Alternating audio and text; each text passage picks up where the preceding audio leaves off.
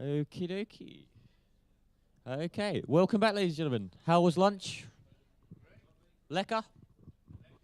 Mooi lekker. Perfect. We've obviously had a really cram-packed morning, effectively, so far.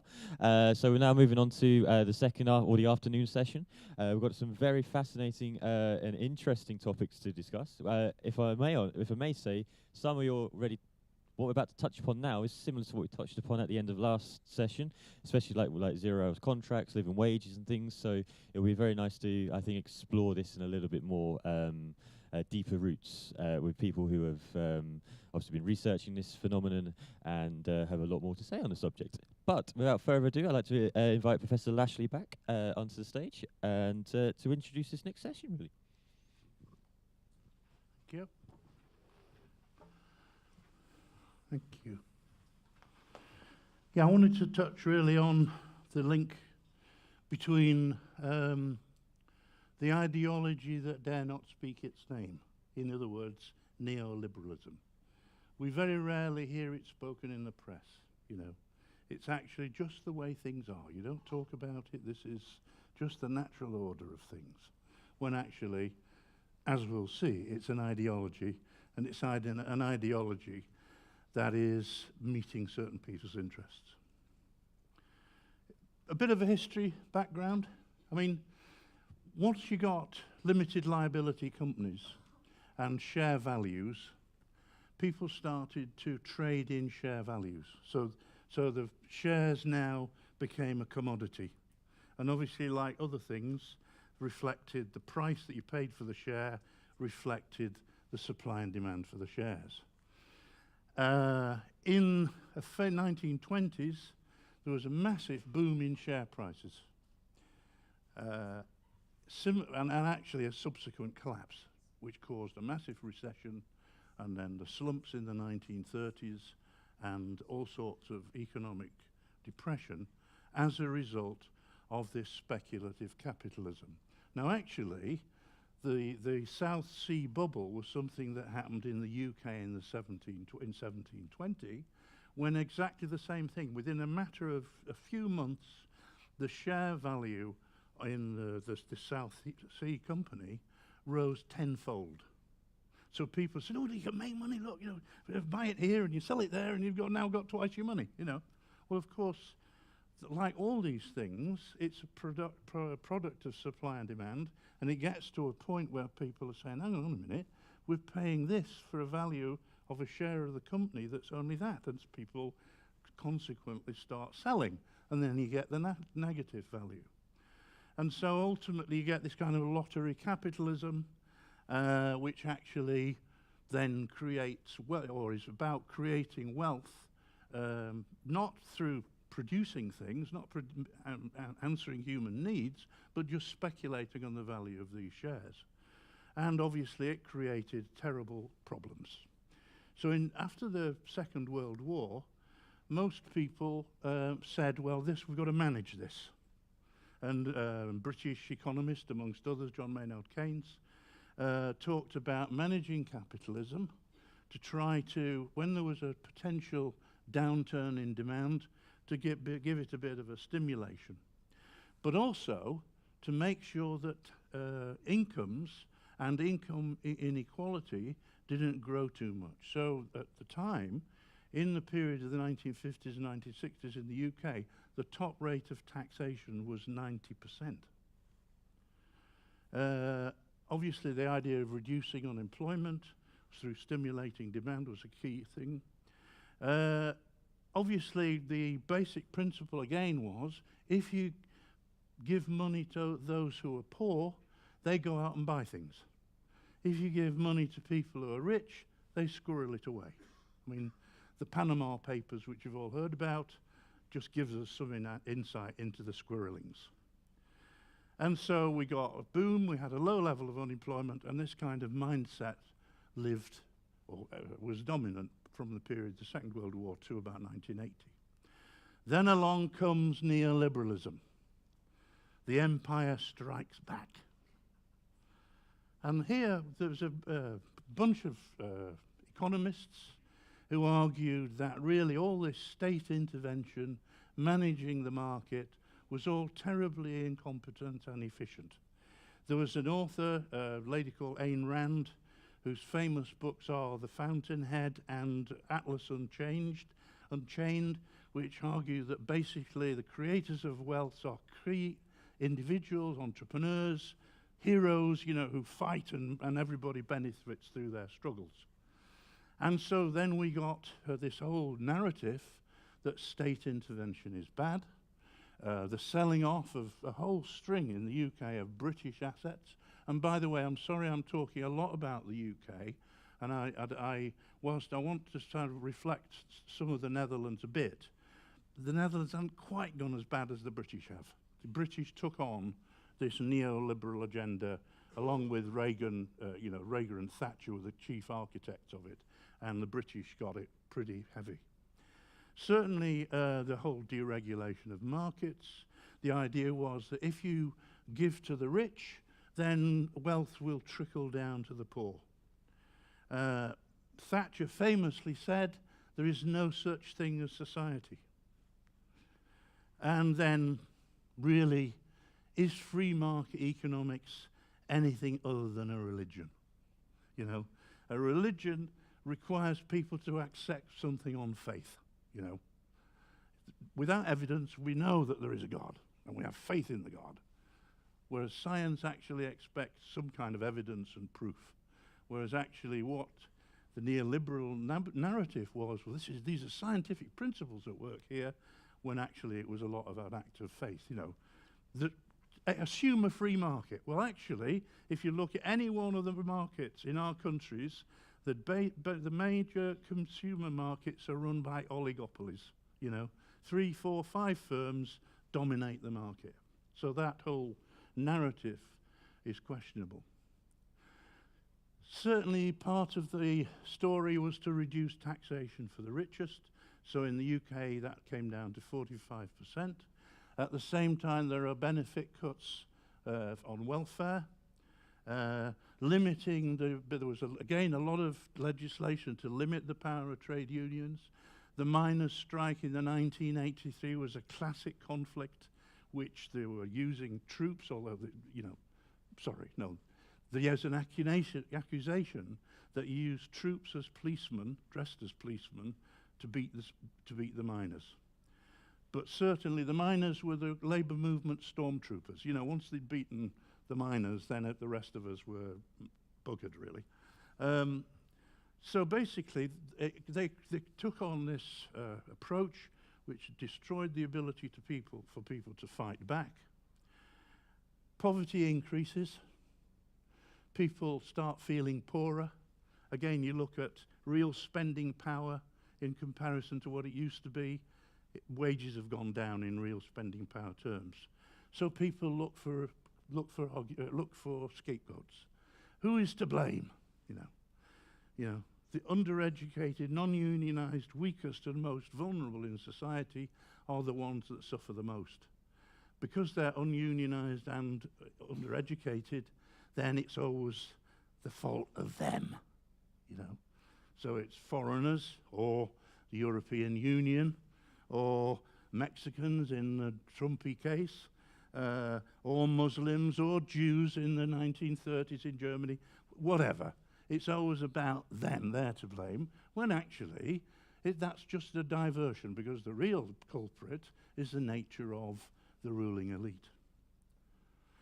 And obviously there is a link between the Brexit vote for Britain to come out of the European Union, the people who voted for Trump, and if you look at the profile of the people who voted for the Nazi Party in the 1932, was it, or 33 election, they're all very similar. If we just look at some of the inequalities in Britain, the FTSE 100, it's the stock exchange of the largest 100 companies in the British economy. Their chief executive officer, the average wage of the top 100 companies of the CEO is 165 times more than a nurse is paid, 140 times more than a teacher is paid, 132 times more than a police officer is paid, and 312 times more than a care worker is paid. So there's a kind of massive growth of income shifting to this top echelons and away from people on the more lower incomes. If we look at average household income, the bottom 10% of households have disposable income, that's after tax and including benefits. They would get £9,644 per year. The top 10% would be £83,875%. The top 1% would be £253,927, and the 0.1% would be over £900,000. So they're earning 100 times. That top 0.1% of the British households have got incomes which are 100 times greater than the lower top 10%. If we look at the spread of wealth, because obviously income is one thing, wealth is something else. These were taken from the Office of the National Statistics for 2016, and here it shows that if you take the top 10%, they control 43.8% of wealth. The bottom 50%, 9.9%. Now, when you dig a bit deeper, which I did in preparing for this, the top 1% of households own 20% of wealth, and the 0.1% own 9% of wealth. So in other words, the 0.1% own nearly as much of the bottom 50%. Massive disparities of income and of ownership of wealth. So that creates this term I've used, neo-slavery, you know, that ultimately these people are not technically slaves like we talked about before, but they are actually in a very, very poor state. Their incomes are low, their living standards have fallen. If you look at payday loans, I prepared this last week, I just popped onto the thing, payday loan, and immediately I can get a payday loan straight away, but I've got to pay 1,234% tax, interest. So I borrow £100 and I have to pay £1,200 back. Often small amounts are borrowed by these people because they've got nothing to fall back on. There's also this notion of the property owning democracy, which has been, again, was a Thatcherite concept when in the past, certainly if you look in the post-war period, very substantial numbers of households rented council houses, which are owned by the council, and they paid rent to the council. There's been a massive shift away from that, and part of it is this narrative that everybody should own their own home. Now, whether they should or not is a bit debatable, but certainly there are economic consequences to people in these kinds of positions. So basically, we've got the rich have got rich, the poor have got poorer. Public sector services are actually seen as a threat and being devalued as an ideological policy. Austerity is the name of the narrative. You know, the Mr. Micawber thing from Oliver Twist, you know, you can't spend more than you earn kind of nonsense, which doesn't apply to an economy, but maybe it does apply to a household. Curb on social security, the narrative that these people are sponges and scroungers. Is it 40%? No, it might even be more. Is it 60%? The people who are in poverty are actually in work, you know. So this idea that the people on benefits are all work-shy scroungers was part of the justification, but not the reality. Paying tax, you see, that was again, tax is seen as something that's an obscenity. That's taking your money, you know. Whereas actually taxation can be seen as something we all contribute to our general well-being, for the peaceful society with which we want to live, with decent social services and roads that don't have potholes in and all that stuff. So now you've got a culture of tax avoidance. You know, the Panama Papers showed us how many of these companies are using tax havens. The Daily Mail, which is one of the most fascistic papers in the UK. It's owned by Lord Rothermere. He pays his taxes somewhere else, you know. Banging the drum about British nationalism, telling us what the Europeans were going to do about us, yet actually he can't pay his fair share of tax. So we've now got a situation where we've got nearly 5,000 people in the UK tonight sleeping on the street. Some of them over the coldest weeks that we've had, some died.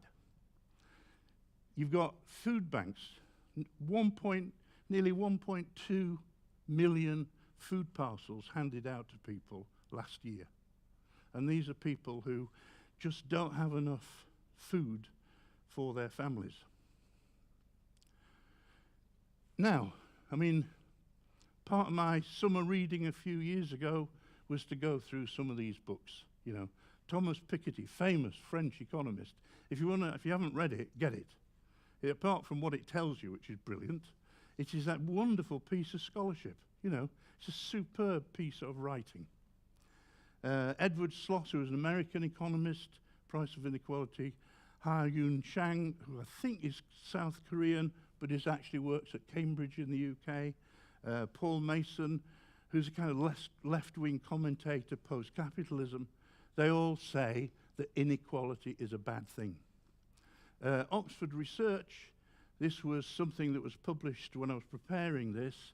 They reckon that since 2000, the poorest half of the world's population received just 1% of the increase in wealth, whilst the top 1% received 50%. Now, actually, yesterday, Oxfam did another publication, and they said that they've received 80%. And, you know, this is General Dwight D. Eisenhower's quotation. He was commander of the Allied forces on the Western Front during the Second World War. He was two-time president between 1952 and 1960. He was a Republican. And he is arguing for taxation on corporations. 90% he's arguing for. And he's arguing, basically saying, if you take the money off if you threaten to take the money off the corporations, it will stimulate them to invest in the economy. Now, when you consider what's being said by the Republicans now, sorry, my voice is cracking up. What a long way they've shifted politically. You know, this was a Republican president saying this, whereas now the neoliberal agenda is very much what the current Republicans and current president are pursuing. So, there we have it. Austerity is not an economic necessity, it's a weapon. It's to browbeat, to create a compliant workforce. It's about trying to create this kind of sense of neo-slavery, to produce obedience, to make, the property-owning democracy was a kind of another way into it, to get people indebted, and then increase profits and shareholder value to maximize that, and to use tax havens to make sure that the wealthy continue to hold on to their wealth, and clearly not stimulate economic growth. Thank you.